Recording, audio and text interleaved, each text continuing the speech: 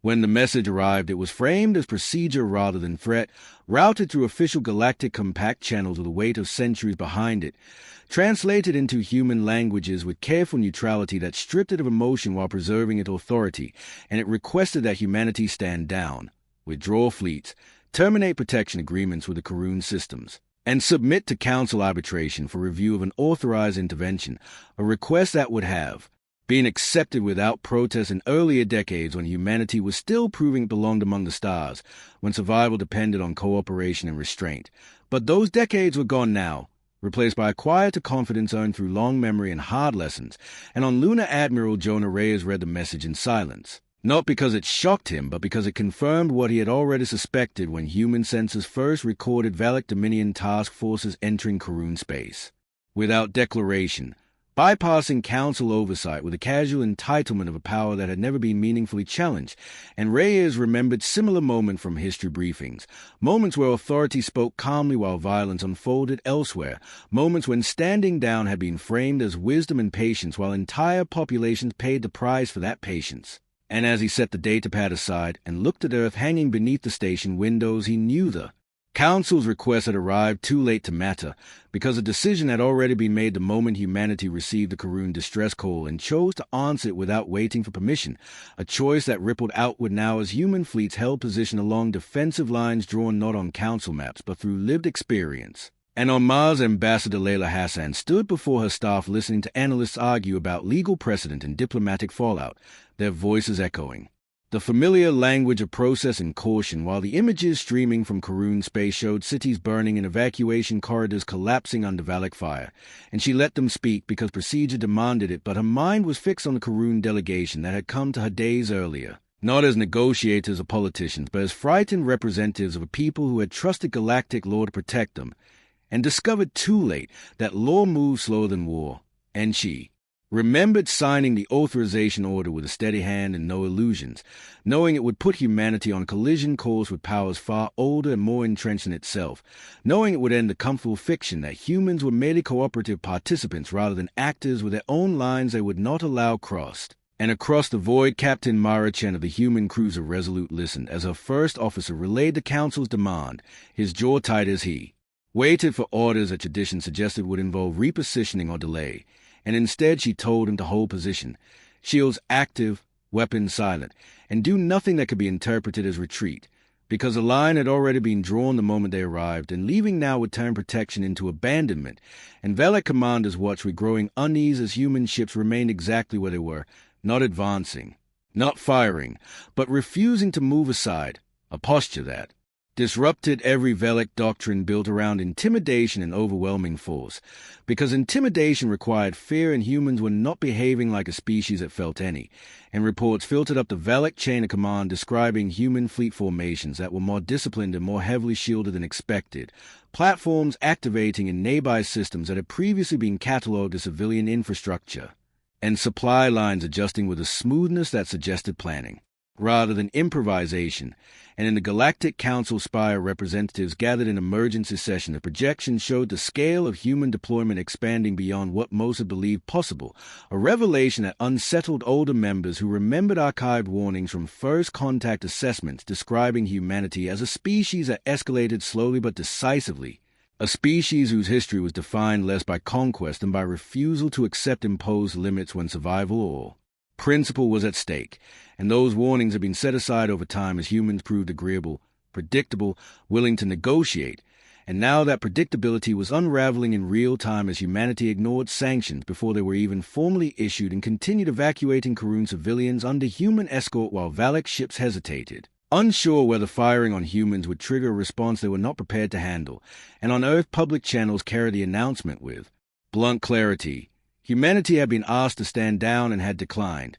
not with fiery speeches or nationalist rhetoric, but with a simple explanation that protection once offered would not be withdrawn, and the response from the population was quieter than expected, not panic or outrage, but a grim recognition that this was the moment many had always suspected would come, the moment when humanity would have to decide whether galactic approval mattered more than the values it claimed to represent. and Admiral Reyes authorized the first phase of Operation Aegis, a contingency framework developed in secrecy decades earlier under the assumption that one day humanity would face pressure to comply with injustice disguised as order, activating reserve fleets and defensive networks that had been written off by foreign observers as symbolic or outdated. And as those systems came online across human space, the galaxy began to understand that humanity's restraint had never been a lack of capability, but a deliberate posture, one maintained as long as cooperation remained mutual. And now that posture was shifting not into rage or conquest, but into something far more unsettling, resolve without bravado, action without announcement. And as Velek commanders debated whether to test the human line and council delegates argued over language and authority, the reality settled in slowly and uncomfortably across every channel and every world. Humanity had not rebelled, had not declared war, had not issued ultimatums. It had simply stopped obeying, and in that quiet refusal the balance of the galaxy had already begun to change. As the refusal settled into reality, the galaxy began to react the way entrenched power always did when obedience failed, first with disbelief, then with irritation, and finally with pressure. And the pressure came in layers designed to remind humanity of its supposed place. Trade lanes were restricted under emergency statutes, human banking nodes were flagged for review, and carefully worded advisories were issued warning member species against cooperating with an authorized human military activity. All of it done with procedural calm meant to signal inevitability, and none of it slowed the movement of human ships already committed to Karun space, because those ships were no longer operating on assumptions of goodwill, but on contingency models built for isolation. And on the bridge of the Resolute, Captain Myra Chen watched real-time economic alerts scroll past as a tactical officer confirmed that supply convoys were rerouting through alternate corridors mapped years earlier. During quiet simulations few outside human command structures even knew existed, a redundancy born not from paranoia but from historical habit, because humanity had learned on its own world that systems depending on universal cooperation were systems waiting to fail, and while council economists debated the impact of sanctions, human engineers were already compensating, adjusting production, reallocating reserves, and activating manufacturing arrays hidden behind civilian registries that had been written off as inefficient or obsolete by foreign analysts who never understood why humans insisted on keeping them, and deeper in Valak Dominion space frustration mounted as forward commanders requested authorization to clear human vessels from firing lanes, requests that stalled as senior strategists weighed risk against pride, because no one wanted to be responsible for firing the first shot at a species that was no longer acting like a subordinate, and intelligence briefings grew increasingly uncomfortable as Velek analysts realized that projections of human response had been wrong at a foundational level. Humans were not reacting emotionally or impulsively. They were reacting like a civilization that had already accepted the cost of defiance and moved past the fear of consequence, and in the council spire arguments intensified as delegates split along familiar lines. Some insisting the compact must reassert authority before precedent shattered order, others quietly questioning whether that authority had ever truly extended to a species capable of operating independently at this scale, and older councils began requesting access to sealed historical files, records from humanity's early expansion era that had been politely ignored once humans proved cooperative, records describing how often humanity's greatest mobilizations followed attempts to constrain rather than attack them. And on Mars, Ambassador Hassan found herself fielding increasingly aggressive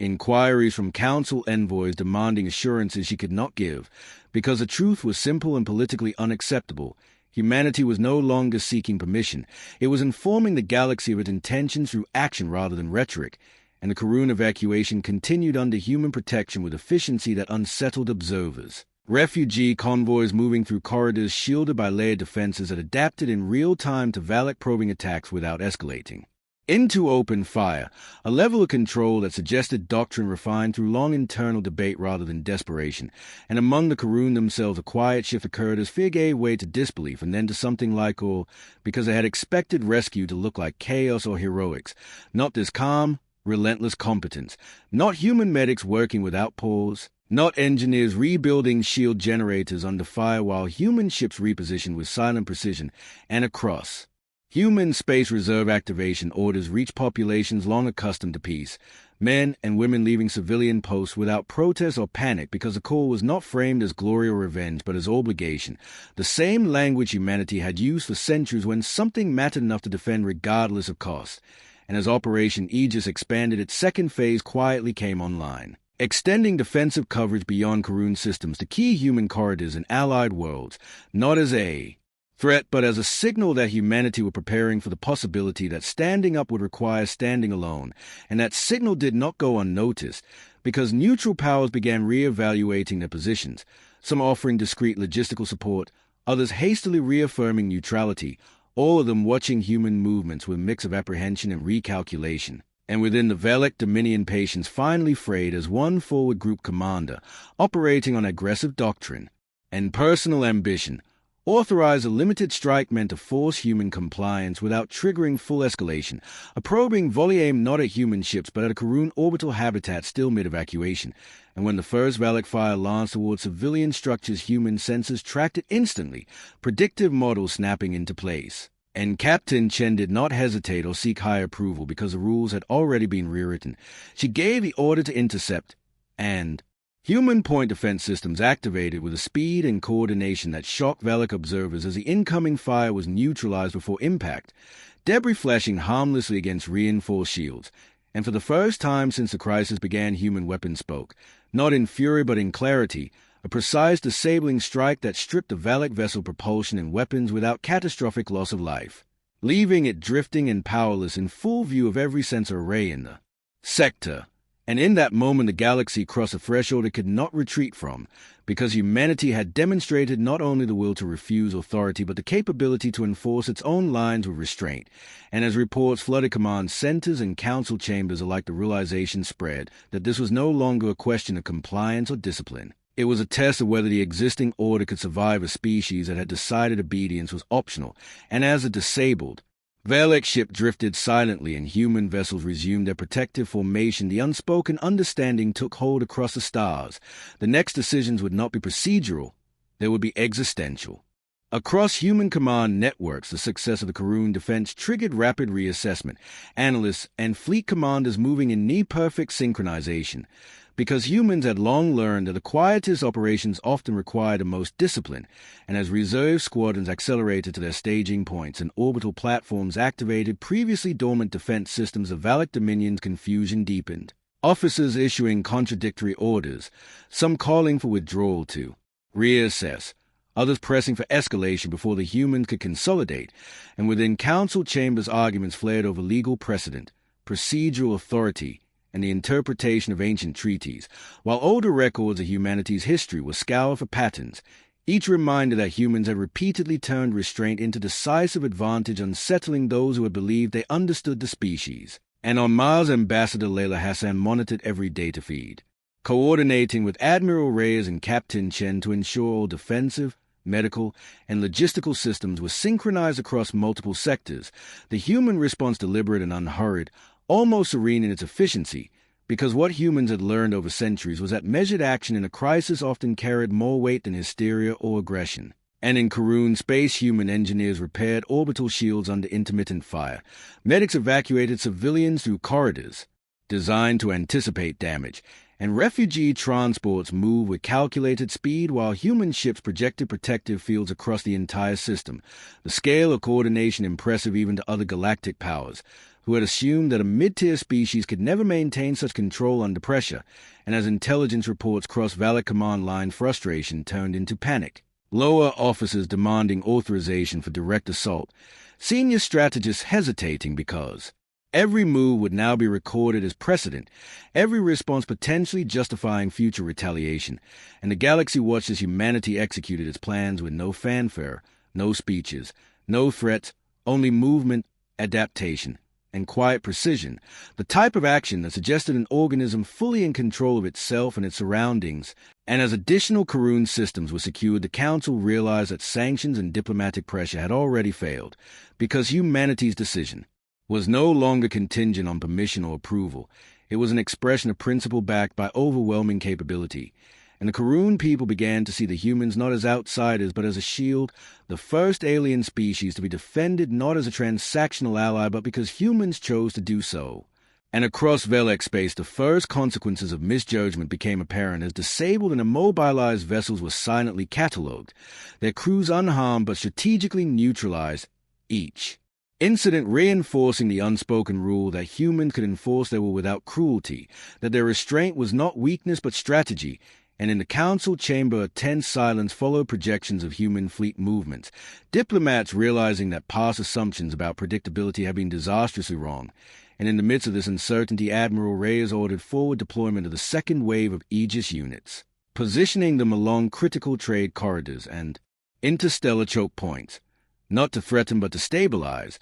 while human communications channels broadcast nothing beyond operational updates, leaving alien observers to fill the void with speculation, rumors, and fear. And as Captain Chen oversaw the deployment of these forces, she noted the discipline of every crew, the calm efficiency of every decision, the unspoken understanding that humanity would not escalate unnecessarily but would not allow its line to be crossed. And in Valak command, Center's arguments escalated into accusations, orders into counter-orders, as some officers feared provoking the humans beyond restraint, and others feared appearing weak, while on Earth, civilians followed news feed with measured interest, pride, and quiet unease, because humanity had stepped into a role it had long avoided, a role it accepted now not for glory but because it had to. And as the galaxy slowly grasped the implications of first tentative reports of neutral powers offering, discreet support arrived, supply routes, medevac corridors, and intelligence assistance, all signals that the balance was subtly shifting, alliances quietly recalibrating in response to a species that had decided it would no longer obey.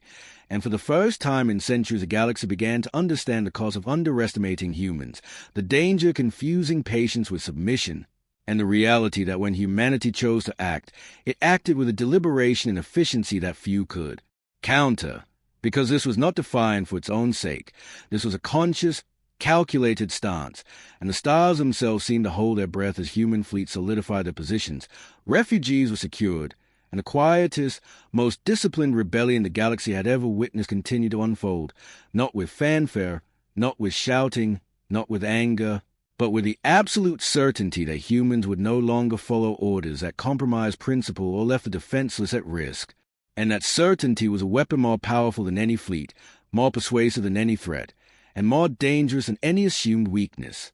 As human defensive positions solidified across Karun space, the Valak Dominion's uncertainty grew into annoying fear, commanders exchanging frantic messages as reports of disabled ships and protected corridors reached them faster than their protocols could adapt, and in council chambers the debates intensified as delegates confronted the uncomfortable reality that human compliance was no longer guaranteed, that restraint had transformed into decisive action, and while some argue for formal condemnation or punitive measures, older records of humanity's early interstellar operations were unearthed, detailing conflicts where humans had quietly but irrevocably shifted power balances without triggering open war, patterns that now mirrored events unfolding before their eyes. And on Lunar Admiral Reyes convened a coordination session with ambassadors and fleet commanders, outlining contingency options for both escalation and stabilization, knowing full well that every choice would be scrutinized by alien observers and future historians alike, and across human space engineers monitored shield outputs, medical teams triaged incoming Karun refugees, and logistics officers rerouted critical supplies through hidden corridors, each action deliberate, precise, and unflinchingly efficient, reflecting centuries of practice in adapting to unpredictable threats and planning for contingencies that others considered improbable or unnecessary, and in the void beyond the Karun system. Valak vessels hesitated as predictive modeling showed human formations shifting subtly to counter potential strikes while maintaining a protective perimeter around civilian traffic, movements so fluid that they appeared reactive but were in truth proactive, a hallmark of human strategy. And as analysts updated risk matrices in real time, it became clear that no Valak maneuver could achieve a meaningful advantage without direct confrontation, which itself carried the risk of escalation to a level the Dominion was ill-prepared to manage. And within human command centers, officers worked without pause, monitoring sensor feeds, updating tactical simulations, and ensuring that every human asset was deployed according to the principles that had guided Operation Aegis from its conception: protect the innocent, maintain position, act decisively when provoked, and escalate only when required. A philosophy that confounded alien observers who expected aggression to accompany strength and compliance to accompany caution. And on Mars, Ambassador Hassan fielded repeated queries from neutral worlds asking if humans would indeed continue their protective operations despite council pressure. Questions she answered with quiet clarity. Humans would act according to principle, not protocol, and that answer, simple and unwavering, rippled across diplomatic channels as word spread that humanity's decision-making was independent, deliberate, and morally anchored rather than politically expedient. And in Velek Forward Command Center's frustration boiled over into open dissent, officers arguing that any strike must be executed immediately while strategists counseled restraint, fearing that action without precision would provoke a human counterstrike capable of inflicting catastrophic loss. And as the debate raged, human forces continued their operations with silent efficiency, evacuating Karun civilians from orbital habitats, stabilizing damaged systems, and coordinating medical triage with a precision that suggested decades of planning had been built around exactly this scenario, while back on Earth civilians followed news streams with pride and apprehension, understanding that humanity was now acting beyond precedent, beyond expectation, beyond simple obedience, and that every measured action, every perfectly timed defensive maneuver, every rescue operation conducted without fanfare, demonstrated a discipline and capability far beyond what the galaxy had assumed. And as Velek commanders deliberated whether to challenge the humans directly, the first tentative signals of support from neutral powers began to arrive. Discrete resupply routes, intelligence updates, and protective authorizations that subtly shifted the balance without announcement, and across the council chambers whispers circulated of the human threshold, a term coined to describe the point at which humanity moved from passive compliance to active protection without aggression, a threshold the Galaxy had never truly considered because humans had always seemed willing to follow procedure, until now. And as predictive models showed potential escalation scenarios, a conclusion became unavoidable. Humanity was no longer operating within the framework of expectation. It was defining its own, guided by principle, capability, and an unshakable commitment to defend the defenseless. And in the void, Velek scouts reported human ships altering formation with minute precision, not to attack but to optimize protection, a display that terrified some and impressed others. And within every council chamber, command center, and observation post across human and alien space, the same realization settled in like a tide, slow and unstoppable. Humanity had chosen to act for itself to protect others, and in doing so had removed itself from a predictable equation of obedience, and the galaxy, for the first time in centuries, did not know what to do next. The escalation that had been quiet, deliberate, and precise now began to manifest in a series of subtle but unmistakable challenges across the Karun sector, human ships maintaining protective perimeters while simultaneously demonstrating capabilities long underestimated, the Valak Dominion scrambling to respond as sensor reports showed human formations dynamically adjusting to every maneuver, every probe, every attempt at intimidation, and yet not a single civilian casualty occurred under human watch, each intervention calculated to preserve life while neutralizing threat, and within the council chambers older delegates watched in disbelief as the operational data streamed in, a species they had assumed would follow orders now acting with autonomy, moral clarity, and unmatched coordination. And as debates raged over what measures could be taken to reassert authority, neutral powers quietly shifted supply lines, covertly offering resources to the humans while publicly claiming impartiality, a tacit acknowledgement of capability and restraint. And on Lunar Admiral Reyes coordinated with Captain Chen and Ambassador Hassan, reviewing real-time simulations that predicted Valak movements, potential council interventions, and evacuation logistics for Karun habitats, all scenarios showing humans maintaining position without firing unless directly provoked, yet ready to escalate with precision if necessary, a posture that alien observers struggled to comprehend, conditioned, as they were to equate force with dominance, compliance with order, and hesitation with weakness. And in the Valak High Command, tension turned into fear, officers arguing that delay would be perceived as hesitation, while others warned that any attack would trigger calculated human retaliation far beyond their expectations. And as the first experimental signals of potential human countermeasures were detected, shielded drones activating in synchronized patterns, non-lethal disable pulses, targeting Velek propulsion systems without loss of life, the Dominion realized that even a minor misstep could trigger cascading failure across their forward fleet, while the humans continued to evacuate Karun civilians with meticulous care, repairing orbital defenses on the fly and coordinating medical triage that maximized survival under extreme pressure. And across human space, civilian populations participated in logistical support with quiet efficiency, activating prearranged systems, transporting supplies, and monitoring communications, all without hysteria, all with a sense of purpose and discipline that reinforced a perception that humanity's resolve was both moral and operational. And as satellite arrays tracked Valak attempts to probe human formations, the results were consistent. Humans anticipated, adapted, and neutralized without excess, sending the message that they would not escalate unnecessarily but would respond decisively to any threat. And within the Council chambers, the term human threshold was repeated, a phrase describing the point at which humans transition from compliance to principled action, and every delegate recognized that threshold had been crossed, that humanity was now moving on its own terms,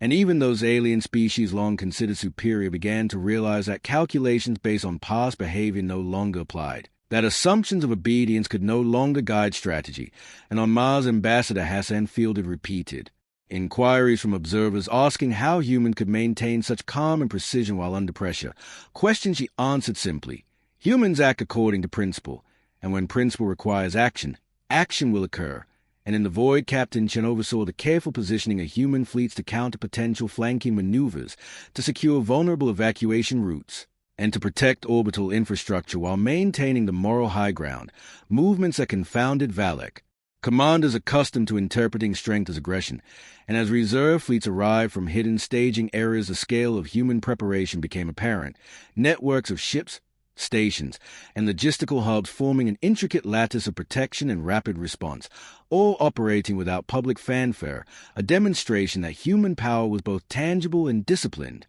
And as Valak forward observers debated whether any engagement could succeed without unacceptable risk, they received reports of small-scale human countermeasures neutralizing Valak probes with precision, again without escalation, reinforcing the pattern that humanity's restraint was not weakness but an intentional strategy. And in Karun space, the civilians being protected began to understand that these humans were not merely allies but guardians, acting without expectation of reward, driven solely by the principle that life would be preserved and injustice would not go unanswered. And as council chambers and alien fleets alike absorbed the implications of realization spread, humanity had acted beyond expectation, beyond precedent, and beyond control, standing resolutely, principled, and unyielding, a species that had chosen the moment to stop obeying and in doing so reshaped the balance of power, signaling not chaos, not recklessness, but disciplined, morally anchored supremacy that no other power could easily counter. And across every star system, watching,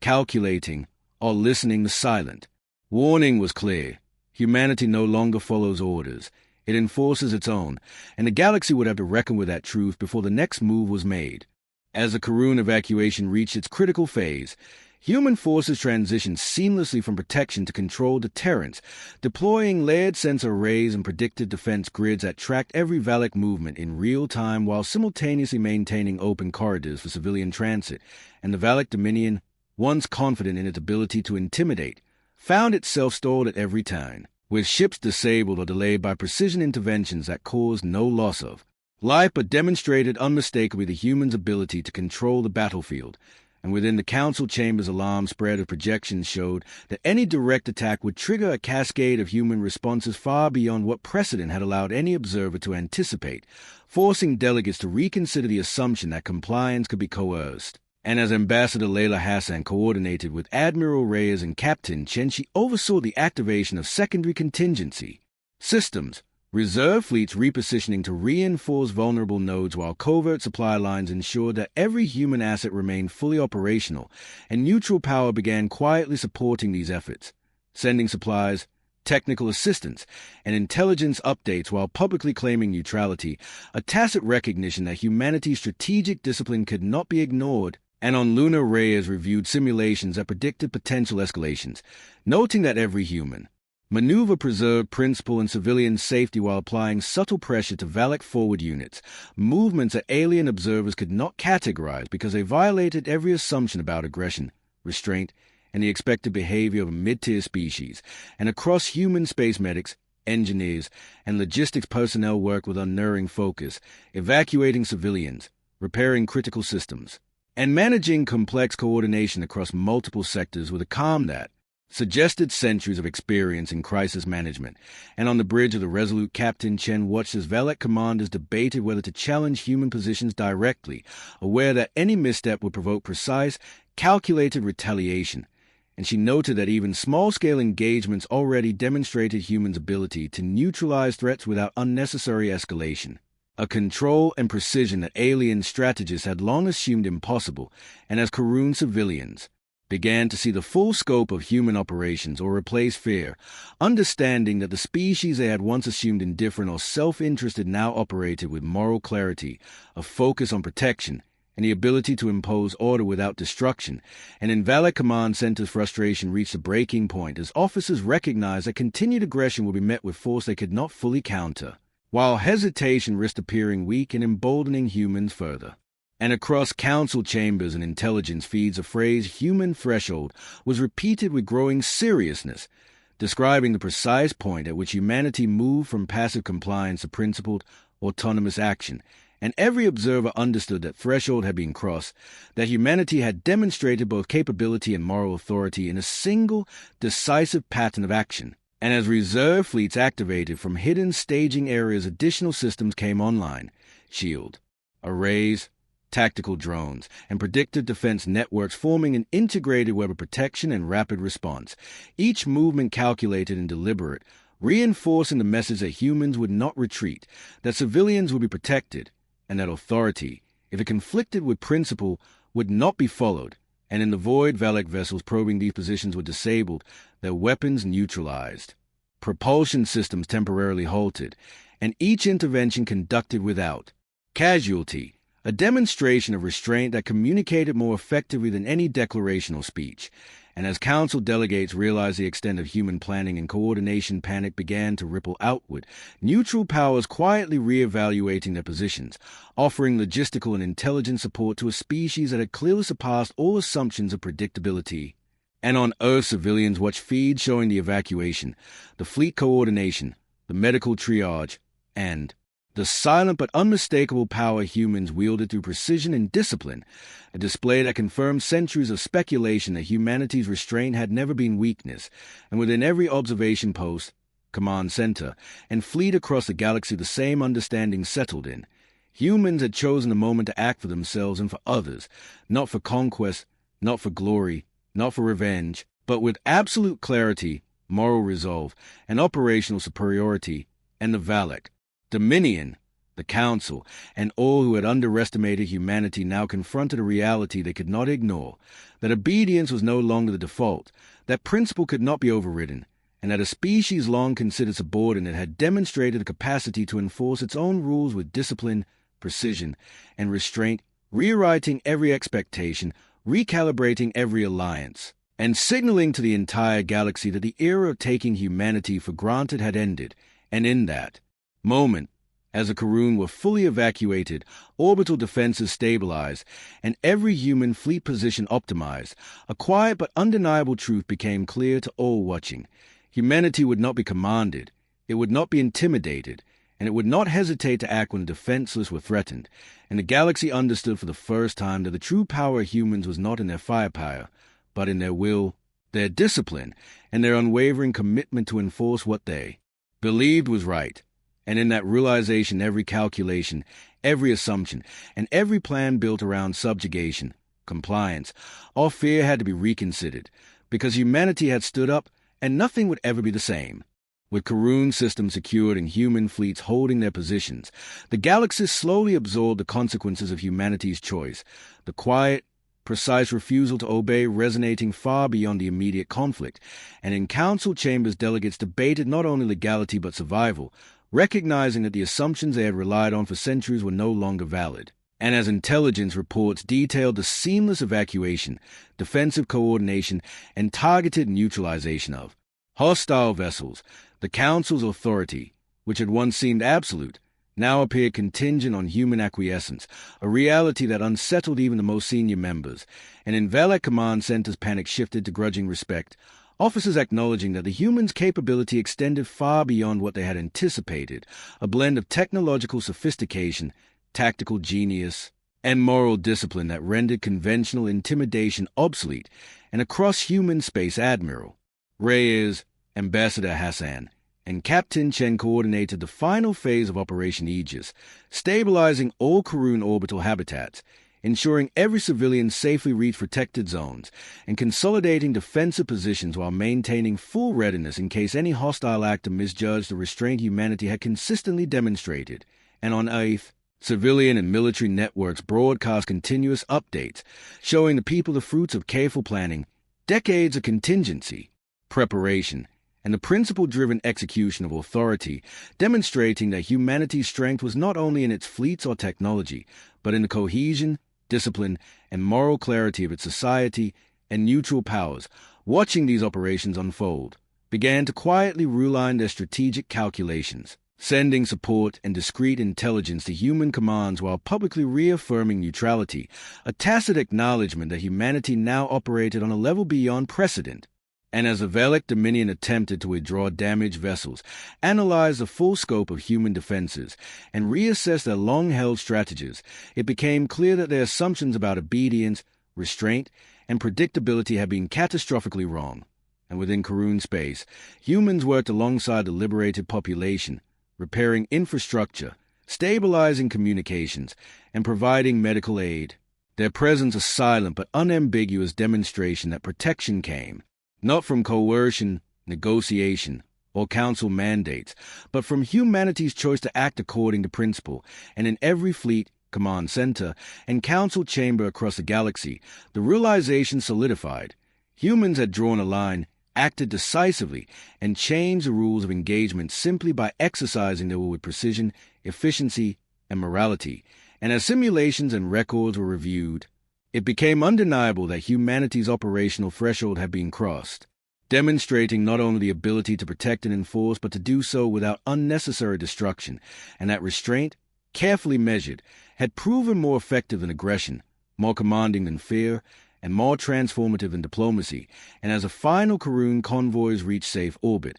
as defensive grids settled into permanent configurations, and as every human ship returned to calculated readiness, the galaxy recognized the enduring truth: humanity would no longer follow orders that conflicted with its principles, and any power that underestimated it would pay a price both immediate and lasting. And in that recognition, history shifted, alliances realigned, and every species that had observed these events understood that the quiet, deliberate, morally anchored, and operationally superior refusal to obey had forever altered the balance of power, the perception of humanity, and the expectations of the galaxy, because humans had acted not out of vengeance or pride, not out of desire for conquest or glory, but out of the simple, unyielding principle that the defenseless would be defended, that injustice would not go unchallenged, and that the moment humanity decided to stand up rather than obey would be remembered not as rebellion, but as a defining example of a species asserting its true strength, its discipline,